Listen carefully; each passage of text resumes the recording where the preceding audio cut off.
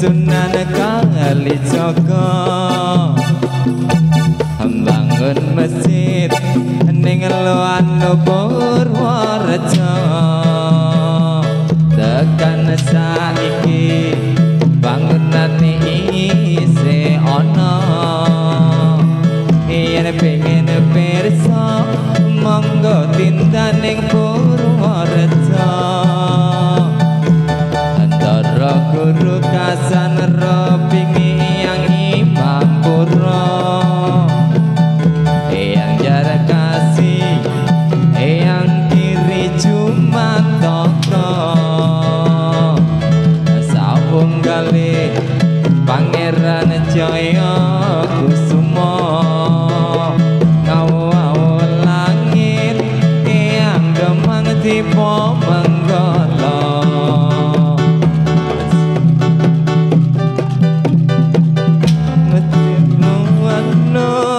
masjid santren ning Bagelen masjid kauman iku kabeh masjid kuno tinggalane para pemimpin agama dadi sejarah ana ing Purworejo Baduke sing paling gedhe sak donya ing asale saka dusun Pandawa tinggalane Raden Cakranagara Bupati kaping sijine Purworejo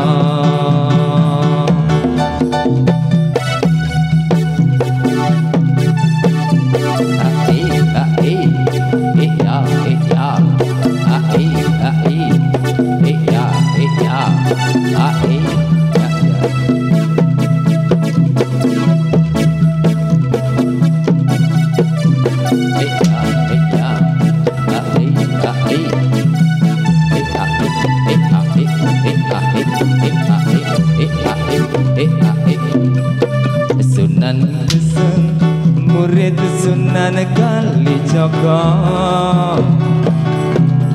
bangun masjid ning Loan Purworejo tekan saiki bangunane isih ana yen pengen pirsa monggo tindak ning Purworejo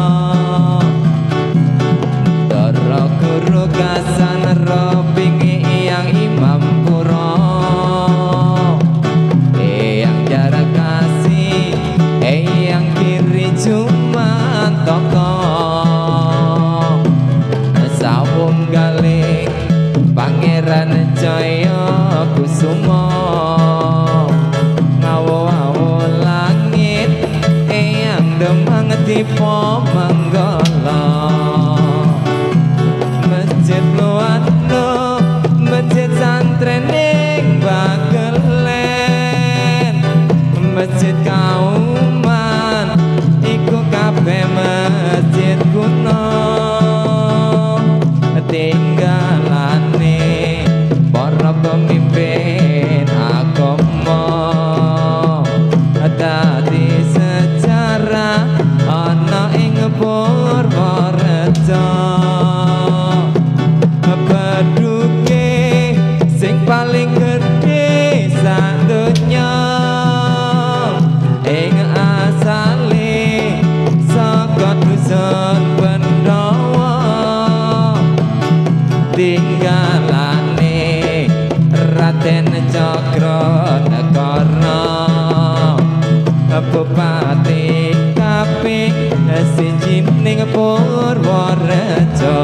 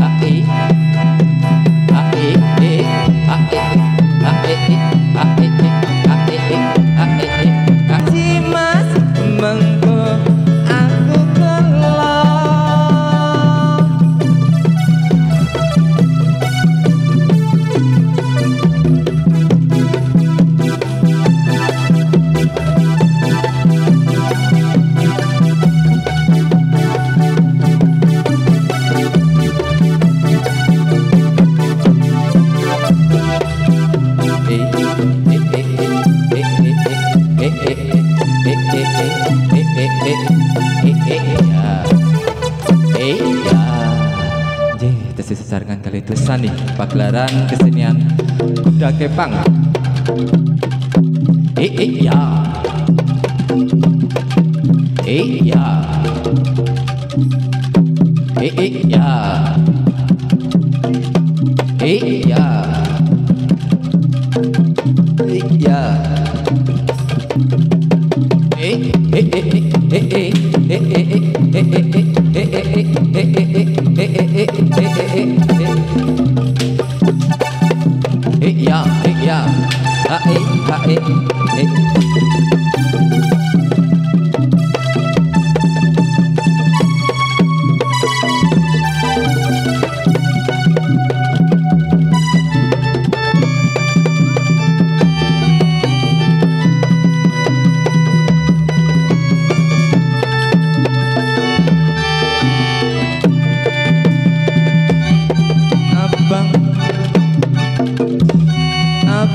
abang sing abang lambene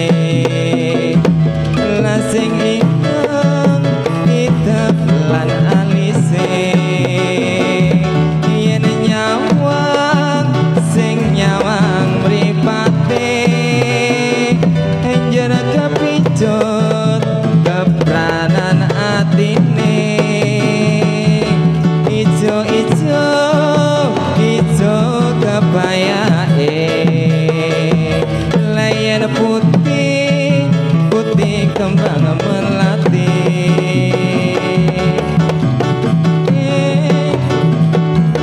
kekarane salah siji pancen dadi ati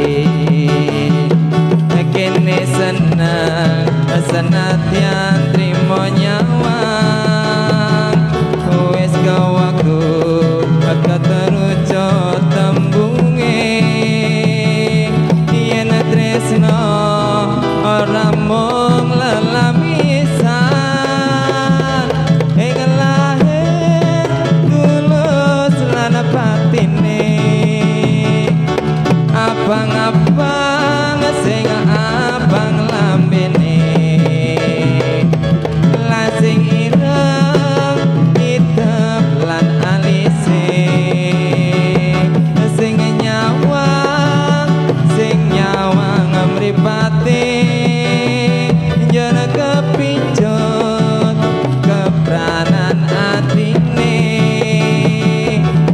ijo-ijo kebayake layan putih putih kembang melati yen pucuk kedung negarane salah siji pancen dadi ati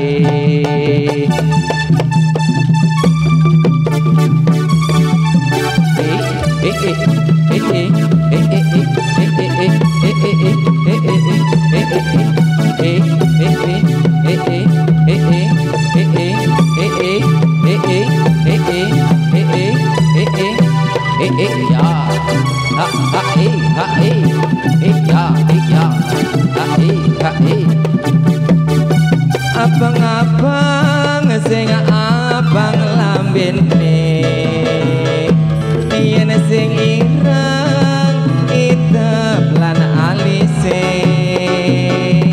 yen nyawang sing nyawang mripate enjer kepincut kepranan atine ijo-ijo kebayake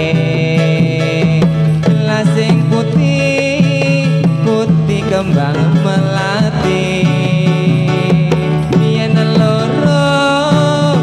loro nekanane salah siji pancen dadi ati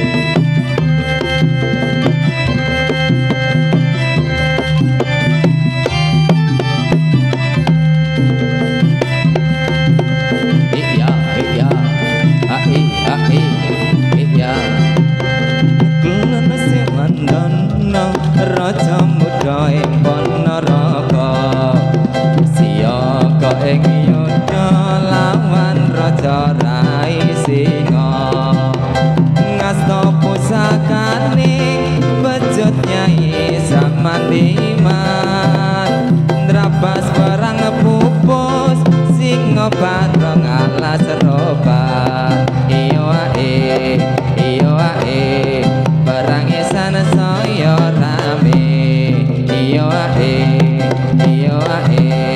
padha sekti sakarone waro sekti ndrapas beprajurit singa pati bujang ganong lawan bepati ing singa kabeh anjur lebur dening warna Ponorogo bejot Samandiman suarane beda angkasa iyo ae singa bareng dadi jalukan iyo ae negarane wis dadi aman iki sejarahe cerita reok ing Ponorogo gambar menangi sang Prabu Klono Sewantana jinip wis setya seni reok Ponorogo sikralan kumbira nandhake menangi yuda iyo ae reok tersak saya rame iyo ae sarwa ireng sandangane iya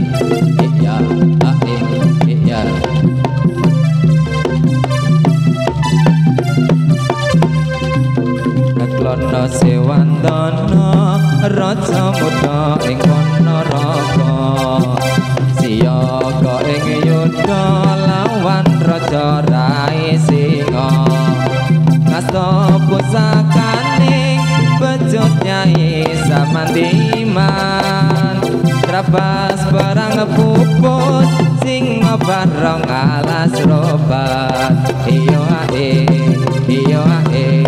perang isan saya rame iyo ae padha sekti sakarone waro sekti trapas prajurit singa pati bujang kanong lawan bepati ing singa kabeh anjur lebur dening waro Ponorogo bejot Samandiman suarane beda angkasa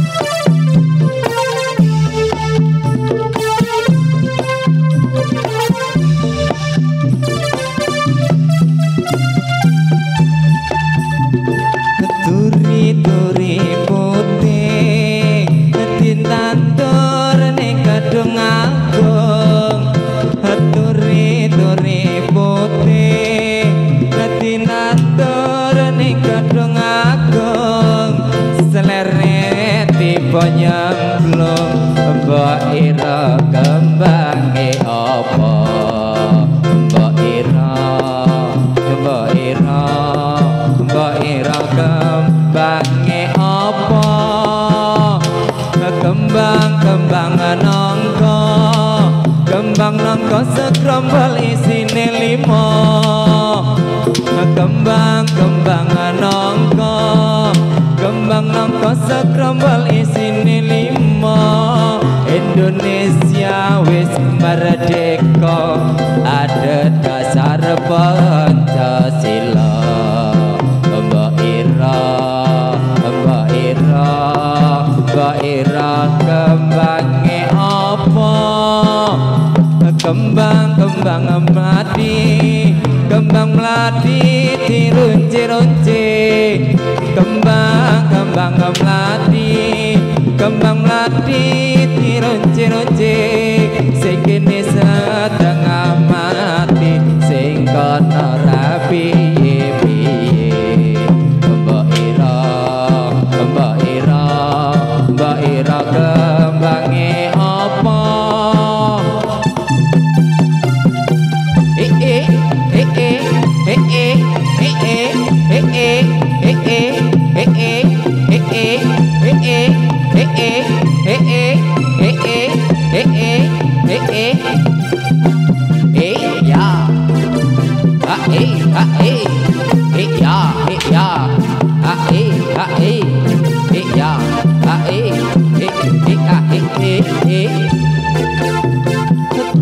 Duri putih ditandur ning kebon agung. Duri putih ditandur ning kebon agung. Sleret tipe nyemplung. Mbak Ira kembange apa? Mbak Ira kembange apa? Kembang tebu cacahe 7. Kembang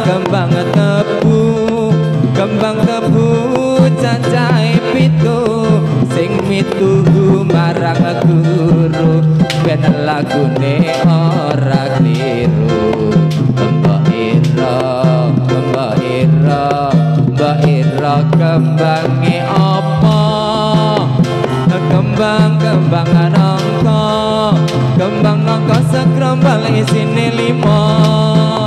Kembang nangka, kembang nangka sekrombol isine 5.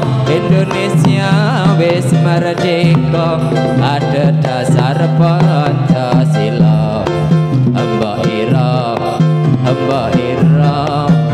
Ira kembange apa?